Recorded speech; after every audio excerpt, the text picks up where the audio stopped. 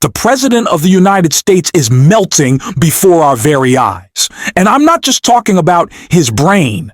I'm obviously talking about Donald Trump's body as well. All the dripping wax that is his disfigured form at this point is what? Down to his cankles. It's like come off of his hands and is slipping down like his disgusting body. I know that's a gross image, but it's just the truth. Donald Trump is in cognitive and physical decline, and the cognitive decline was just made very, very clear as Donald Trump was quite literally unable to speak and admitted to it as he tried to cover it up, and what was just a disaster speech, if you can call it that. We're going to get into it all and talk about Donald Trump's cognitive decline. But before we do, if I could quickly ask you to leave a like on this video, and if you haven't already, and you enjoy our channel, to hit that subscribe button, because it goes a long way in supporting our work. Now, before we get into that moment of Donald Trump really struggling to speak, I want to start with the goop on his body that has made his cognitive decline so clear. And it's in this article right here. 79-year-old Trump slathers bruised hand with mismatched makeup. Donald Trump used poorly matched makeup to cover his reoccurring bruise on his hand for his meeting with Israeli Prime Minister Benjamin Netanyahu. Trump, 79, unveiled a new plan for ending the war in Gaza, not really, of course, in achieving peace in the Middle East, Monday after holding talks with Netanyahu. During the joint press conference, a photographer zoomed in on Trump's right hand, which has sported a dark mark for months. Trump once again had slathered beige makeup across the back of his hand, though the cosmetic layer appeared practically off in tone this time, clashing visibly with his natural complexion. The president has been dabbling in a rotating palette of shades and shine levels to try to cover up the purple bruise, which the White House insists is just minor soft tissue irritation caused by frequent handshaking and the use of aspirin, which is taken as part of a standard cardiovascular prevention regime. Still, Trump has gone to lengths to hide the bruise, whether by dabbing on makeup, clasping it with his left hand, or tucking his hands under the table, further fueling speculation around his health. The oldest person ever inaugurated as president, Trump is frequently seen with swollen ankles, having been diagnosed with chronic venous insufficiency, a condition common in seniors in which blood pools in the legs due to poor circulation. As we see right here, the bruises on Trump's tiny little hands not looking too hot.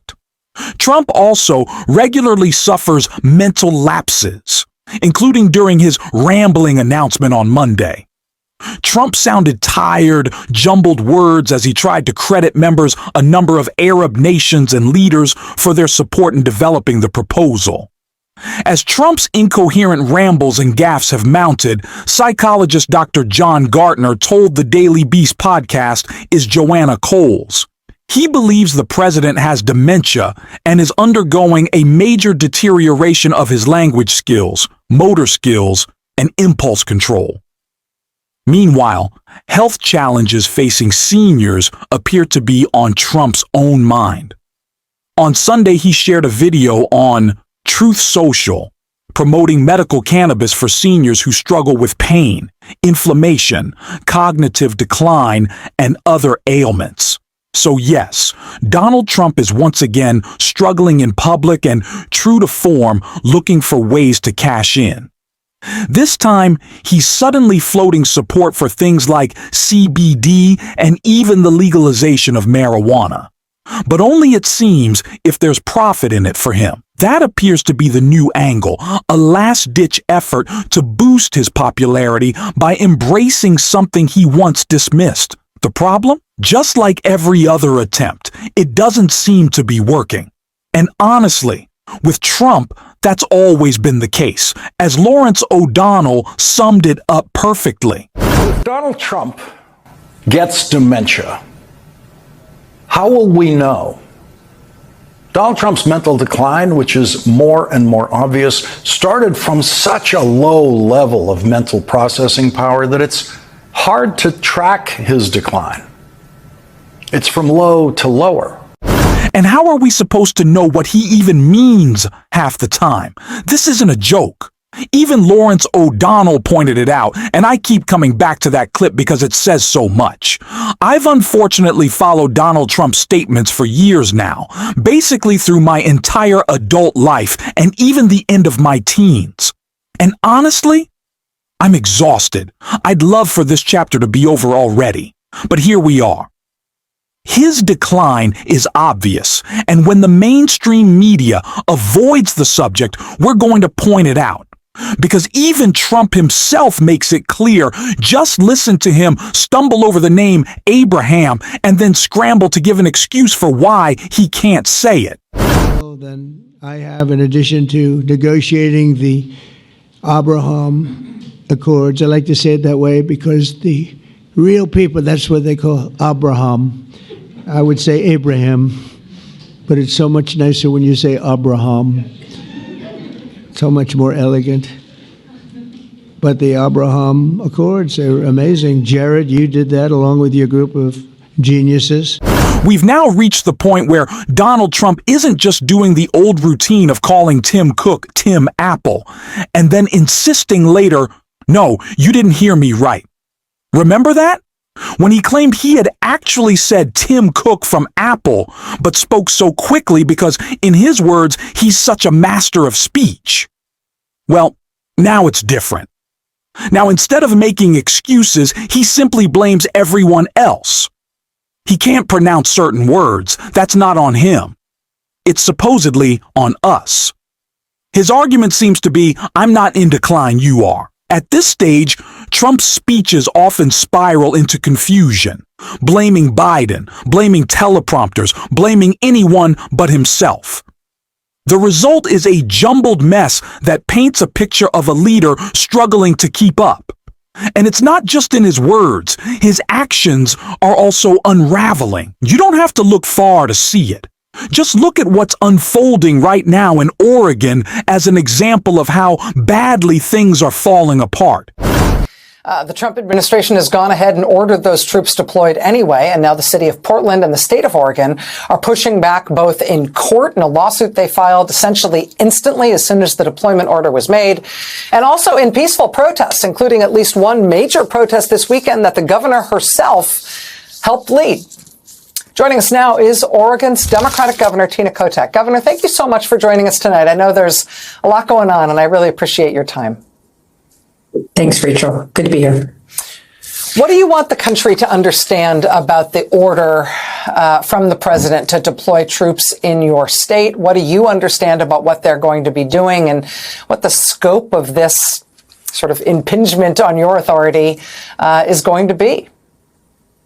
Yeah, well, thank you. First of all, I want people to know that Portland, Oregon is a beautiful, vibrant, successful city. We are not a war zone. I was out there all weekend long. People were out and about, shopping, going to restaurants, going to soccer matches, going to shows. Portland is a beautiful place, and we are not under siege. There's no insurrection here. When the president makes a choice to say, I should have military troops in my state, I pushed back right away. We were not apprised of the reason for this. When I tried to get that from the president, it was about concerns about safety at a federal facility. And I said, look, law enforcement is on top of it. There's peaceful protests. And if people are getting out of line, they are being held accountable. I continue to not understand what the mission is here, but we don't need military intervention in Portland. And it's just unconscionable. It's nonsensical, has nothing to do with what's actually on the ground here. I know that you spoke directly with President Trump around the time that he was making this decision, and there's been some reporting about that conversation that suggests that the president might have been basing his decision, or at least basing like his stated grounds for the decision, on some inaccurate or outdated information that he has seen on social media, maybe without understanding that it wasn't current information. Can you help us understand that at all? I talk about this a lot, especially when it comes to immigration, because Democrats have a real opportunity here. Too often, the party misses the chance to do something powerful, to actually convince people, change minds, and build trust. Donald Trump's heavy-handed crackdowns in places like Portland, Chicago, Baltimore, Memphis, and even Washington, D.C. give us a clear contrast. His approach shows he doesn't truly care about solving crime. It's about optics and intimidation.